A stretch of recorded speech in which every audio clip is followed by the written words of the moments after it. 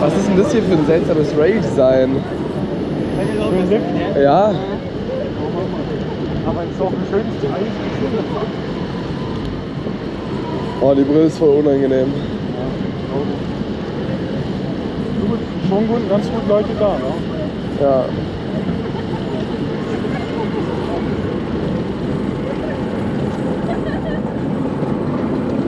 Ja, der Motor ist da riesig.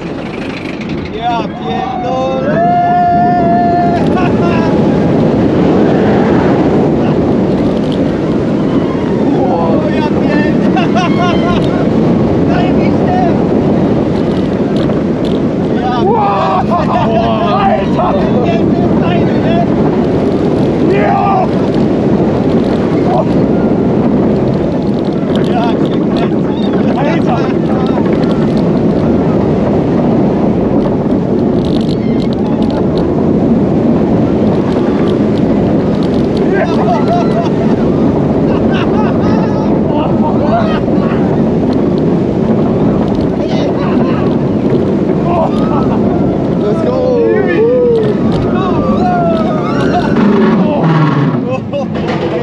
Vorne ist auch gar nicht mal so schlecht, oder?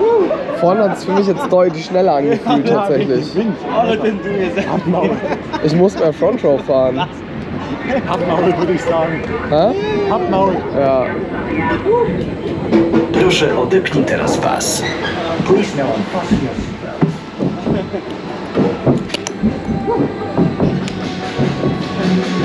Der Mensch ist auf jeden Fall da.